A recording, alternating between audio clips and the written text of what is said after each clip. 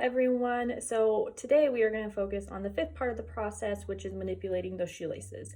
And it's not just picking up the aglets like I showed for that first part of the process. It's more so being able to grab the shoelaces and manipulate them between your fingertips, because those are some really fundamental skills to have when tying your shoe, when you need to pass off a shoelace, or if you're having to, lower one into one finger while the other finger holds it. And so these activities that I'm going to show you, they're going to be using those little small trinket items. I mainly call them manipulatives. And then we're also going to be using Play-Doh, some stickers, and then just kind of some other random objects where you can kind of pick up and place things into like containers or something like that. Okay, so for this activity, I literally used anything that was small enough for me to be able to pick up with my fingers. So I'm not kidding when I say that you can use any type of manipulative trinket item that is of interest to the child. So I have beads, pom-poms, and buttons, and I have this little container to kind of show that if you were to pick them up and put them in something. But the goal here is not just to work on that pincer grasp, but to also work on manipulating something between your finger pads down to your palm, and then back up from your palm to your finger pads, because that works again on that skill of being able to have that dexterity when manipulating something in your hand like shoelaces. So kind of, this, if you're trying to sort the purples into like the purple container, not just picking up one at a time, but really trying to encourage them to pick it up and then to roll it down into their palm, pick up the other one, roll it down into their palm, and you can see those different transactions happening between multiple aspects of my hand.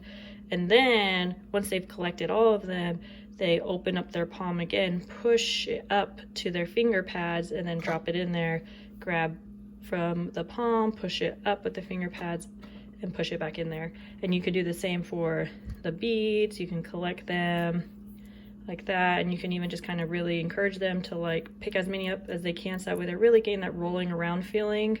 And then the same with buttons too. Anything that's small, you can do this type of activity. Okay, so for this activity we're going to be using Play-Doh, and this one's kind of simple.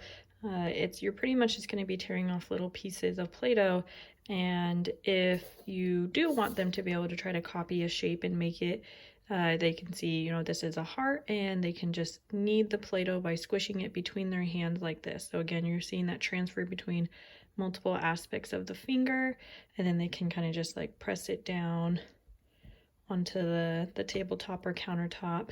And then if you want to, you can also have them kind of roll it around their fingers like that, like it's a coin, to be able to flatten it a little bit. Really try to encourage them to use one hand when doing this, and they can kind of just turn it around, and then when they're making the shape, they'll be able to set it down and form it to however it's supposed to look. But the goal is to be able to get those little pieces and roll it between your fingers, and in between each of your fingers like that, like to twirl it around, so that way they're really getting that practice of manipulating something between their hands.